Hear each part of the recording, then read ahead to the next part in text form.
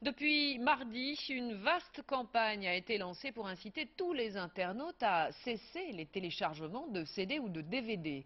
Les majors du disque ou du film font même appel à des sociétés qui traquent les pirates sur la toile. Et vous allez le voir, quelques secondes suffisent pour les repérer. Sylvain Thierry, Lucas Idrich.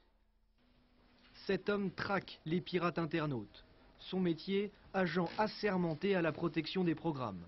En temps réel, il va identifier l'internaute qui télécharge illégalement de la musique sur le site Casa.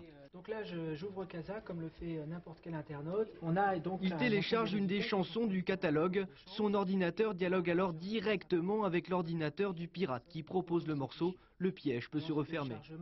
Immédiatement, ma machine se met à dialoguer avec la machine de la personne qui propose le fichier, et donc je peux identifier son adresse IP.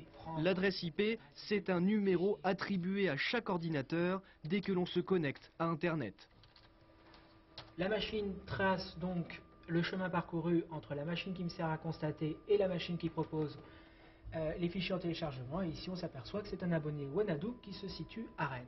À partir de ce moment-là, il me suffit d'aller voir Wanadoo et de demander à qui a été attribuée cette adresse IP au moment où j'ai dressé mon procès-verbal de constat.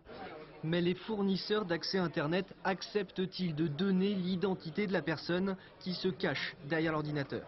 Chez Free, on a souvent été sollicité et pour cause, ils comptent plus d'1 500 000 abonnés et leur réponse est toujours la même car réglementée. Tous nos abonnés sont anonymes sur notre réseau. Nous levons l'anonymat, c'est-à-dire que nous dévoilons l'identité de nos abonnés uniquement sur décision judiciaire, c'est-à-dire sur décision d'un juge. Et Free a déjà été obligé de divulguer des identités d'internautes. Des affaires comme celle-là, Olivier Itéanu, avocat spécialisé en nouvelles technologies, en a déjà plaidé.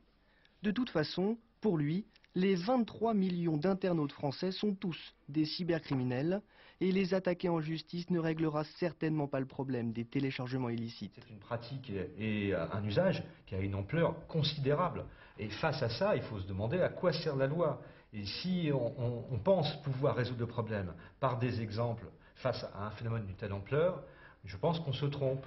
Pourtant, l'industrie du disque a annoncé qu'elle allait massivement attaquer ses internautes.